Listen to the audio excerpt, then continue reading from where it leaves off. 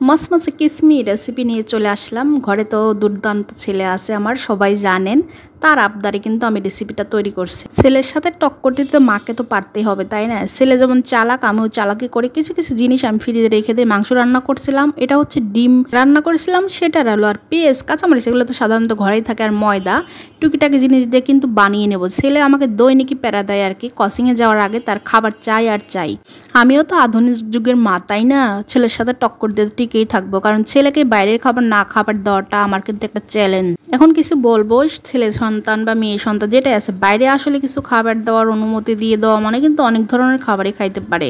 তার জন্য হাতে কিভাবে রাখবো ছেলেকে সেটা আমি শিখে গেছি। তার সাথে ছোট থাকতে তাকে আমি বাইরের কোনো কিছু খাইতে দেই না।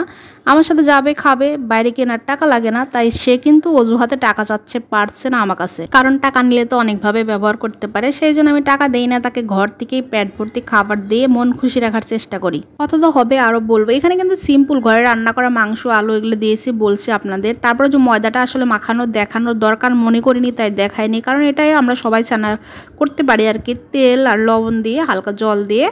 ওহো, বক বক করতে করতে আমার পরিচয় দিতে ভুলেই গেছি। আমি ঝড়-তুফান বন্যা। আমার ভিডিওগুলো ভালো লাগলে লাইক, কমেন্ট এবং সাবস্ক্রাইব করে পাশে থাকবেন।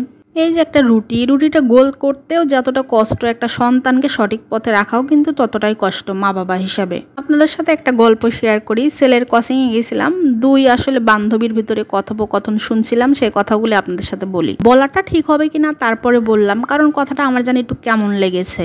এক বান্ধবীর কথা শুনে আমার ভালো লেগেছে, আর এক বান্ধবীর কথা শুনে আমার মনে হয়েছে একটু বেশি। এক বান্ধবী বলতেছিল তার ছেলে তার কাছে যখন যেটা চায় সে সব আবদার পূরণ করে দেয়।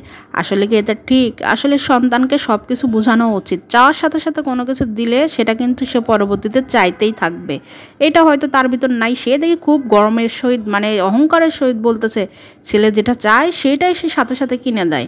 আমার তখন মনে মনে আসলো যে আসলে এটা করা কিন্তু ঠিক না। ছেলে পেলেকে আসলে নিজের থেকে বোঝানো উচিত, অভাবটা আসলে বুঝতে দেওয়া উচিত, না হলে কিন্তু ছেলে পেলেকে কন্ট্রোলে রাখা অনেকটাই কঠিন হয়ে যায়। দেখি আরেক বান্ধবী বলতেছে, না বান্ধবী, আমি সবকিছু চাওয়ার সাথে সাথে দেই না, আমি বোঝানোর চেষ্টা করি, তারপরে না থামলে হয়তো কিনে দেয় কিছু, না হলে দেখা যায় বুঝে যায় পরে। তো বললো থামে। আরেকটা বান্ধবী তখন বলতেছে, তখন আবার ও বলল যে থামে না, একটু আবদার হয়তো করে, পরে আবার তাকে বুঝিয়ে দেয়, তখন দেখে যাচ্ছে থেমে যায়। আমি তখন ওই বান্ধবীর কথা শুনে অনেকটাই খুশি হয়ে গেলাম। আসলে সন্তানের সাথে এইরকমই বুঝিয়ে কথা বলা উচিত। তো প্রত্যেকটা মা বাবারই আসলে চেষ্টা করা উচিত সন্তানের সাথে ফ্রিভাবে সম্পূর্ণ কথা বলা, এবং তাদের আবদারগুলো মানে আনন্দের মাধ্যমে যাতে বুঝিয়ে পূরণ করা যায়। সব চাহিদাই তো সম্ভব না পূরণ করা, কারণ বোঝেনি তো আজকালকার পোলাপান খুব আধুনিক, মানে তাদের আবদারগুলো অনেকের আছে এত যাদের সামর্থ্য নাই, সেও সামর্থ্য অনুযায়ী বাইরে আবদার করে দেয়। আপনাদের সাথে অনেকটা গল্প করতে করতে আমার কিন্তু রেসিপিটা একদম রেডি হয়ে গেছে। আর ছেলে তো কোচিংয়ের জন্য তাড়া দিচ্ছিল, ঝটপটকে দিয়ে আসলাম। আসলে কি খাইতে তো সময় লাগবে বলছিল, তাই আগে আমি তৈরি করে খাবারটা দিয়ে দিলাম। সে দ্রুত গতিতে চলে গেল। বললাম একটু দাঁড়াও, একটু তোমাকে ভালো করে দেখাই বন্ধুদের। সে দাঁড়ানোর আর অপেক্ষা সইল না, আমাকে টাটা বাই বাই বলে চলে গেল। আমার রেসিপিটা, আমার ভিডিওটা কেমন লাগলো? ভালো লাগলে একটা লাইক দিয়ে যায়েন, কারণ আপনাদের ভালোবাসায় আমি এতটা এসেছি, আরও যাব, এটা বারবারই বলি। থ্যাংক ইউ সবাইকে।